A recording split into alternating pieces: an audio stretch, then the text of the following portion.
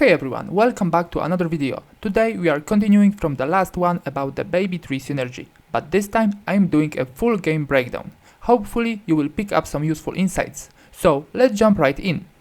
At the start I didn't really have a set plan, so I didn't choose the best portal for baby tree setup. Ideally, I would want one showing the baby, amorphous and flying symbol.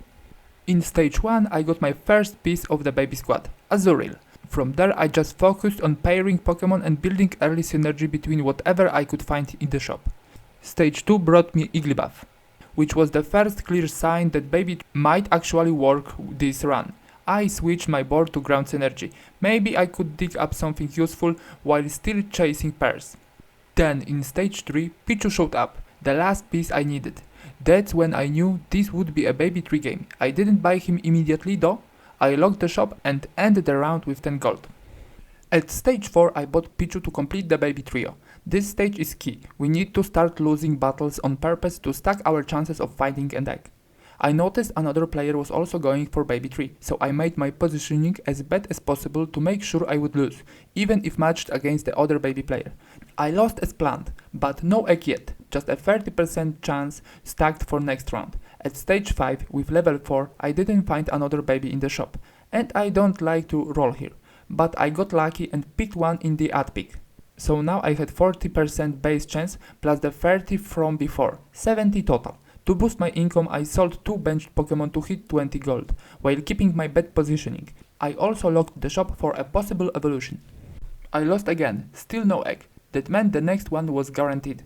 Stage 6 came, and I was matched with the other baby player. We both had terrible positioning, but mine was worse, so I won the lose. Unfortunately for him, he still didn't get an egg, but I finally did. Mine egg turned out to be Sandile. Looked solid, so my next step was focusing on its synergies. For stage 7 I stayed with the baby lineup to keep stacking loose trees and aim for a second egg.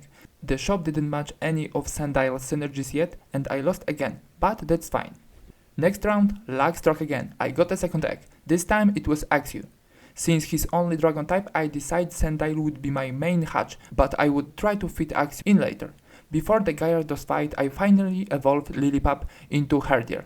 That should help me secure the portal. I also bought Bagon to prep my future synergy setup. I got a bit impatient and crafted my items early, Wonderbox and Shellbell. They are decent, but by doing that I gave up the chance for a crit build later. Still, they would help me beat Gyarados. No third egg this time, but my economy was booming, 66 gold. I used some to activate synergies that matched my hatched Pokemon. I gave Herdier my temporary items and leveled to 5. Found Turtwig to activate monster and ground synergy, a solid early combo.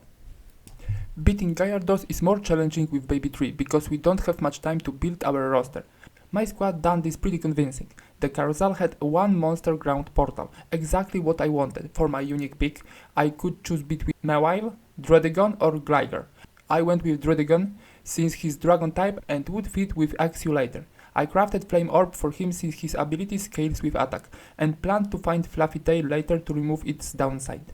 With ground synergy still active, I positioned my ground Pokemon to dig again. Wonderbox went to Geodude since he was just a placeholder. At stage 11, Sandile hatched. Early hatches are mostly just synergy fillers, so I didn't put him in right away. Found Gible soon after. Perfect synergy fit. Druddigon was brutal here and carried my mid-game hard. The town carousel had great picks. I grabbed Xatu for crafting materials. Around this time, Sandile joined the board as a synergy filler and Wonderbox moved to Turtwig. Stage 13, I shifted my ground units again since they hadn't dug up anything. By stage 14 I reached level 7 and activate Monster 8 synergy. Things looked solid, though I knew I would soon fall behind without any evolutions.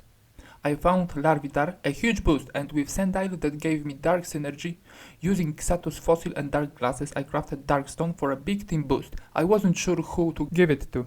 Before stage 16, Sandile evolved into Krokorok, so I sold Turtwig, gave him Wonderbox. I finished Druddigon's build with Fluffy Tail and he was unstoppable. Hitting level 8, I shifted focus from leveling to improving the team. Fracture joined too. Now I need a late game plan. Rhyhorn was the obvious target. At stage 20 I got a monster portal.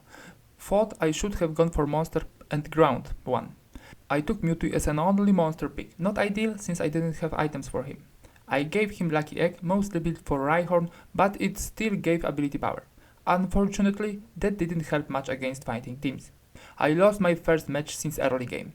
Still, I hoped Krokorok's evolution could turn things around. Carousel was bad for Mewtwo. I ended up with Blue Orb. I added Beheave for ability power synergy. Stage 23, I used the rolling strategy. Even found 2 Dittos. I tried to stay above 50 gold, but that had to change soon. I was fading behind, especially against Poison Team. I broke the rule and rolled before PvE. Not optimal, but I valued time more at that point, and it paid off. I found Rhyhorn and even got Lucky Egg for him. Stage 27, I finally moved Dark Crystal to Haxorus, and it paid off. I beat the Poison Team. From the item pick, I choose Flame Orb for Rhydon, but I'm not sure if the Haxorus was a better carrier. But this still worked. Finally, I even beat the fighting team. At that stage, there wasn't much room left to improve. I should have focused more on positioning, which became critical. I eventually lost at stage 30, again to the Poison team. I think there was a path to win, but my late game needed better execution. That's all I wanted to show you today. I hope you enjoyed this breakdown, maybe learned a few things, and if you have any ideas for better late game transitions, drop them in the comments. I would love to hear them. Thanks for watching and see you in the next one.